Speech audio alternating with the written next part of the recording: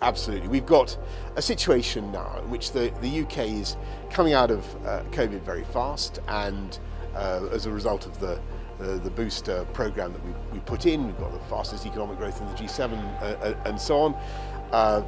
Lots of things are going well, but the problem is that there's been a huge backlog in the NHS. About 1 in 9 of us is on an NHS waiting list in this country. 6 million people or more, huge numbers. And unfortunately, that number is going to keep going up. So we're doing all sorts of things to clear the COVID backlogs. And we're putting about £8 billion more into electives. As you know, we're hiring 50,000 more nurses. We've got about 45,000 more people working in the NHS now than there were last year. And on top of that, we're now working with the NHS to set some tough targets so that we are able to deliver for patients and also for the taxpayer, because as you know, we're putting huge sums in. What we can say already is that we want to make sure that when it comes to cancer, and I'm here in the Kent and Medway Oncology Centre, where they've done an amazing job, and they've kept going really very fast throughout the pandemic, and they've kept the levels of treatment up virtually as the same as they were before COVID. But we want everywhere in the country to match that success. So what we're saying is we want the vast majority of people who think they may have cancer to have a diagnosis either confirming that they do or that they don't have cancer within 28 days. So we want 3 and 4 to have that. And we're also saying that by March of 23, by spring next year, we want nobody to be waiting more than 2 months. We've got to, and those are very tough targets. We've got to make sure that the NHS delivers them.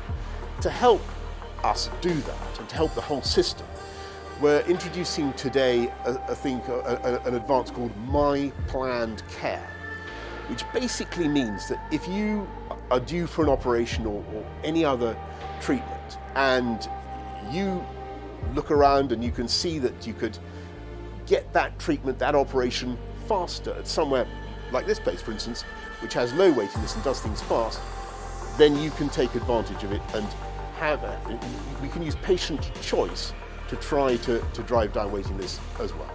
I think that what we're doing is working together across the whole of government to fix the COVID backlogs, which, believe me, is a massive priority for us, for everybody in the country. And absolutely not. And what I would say is that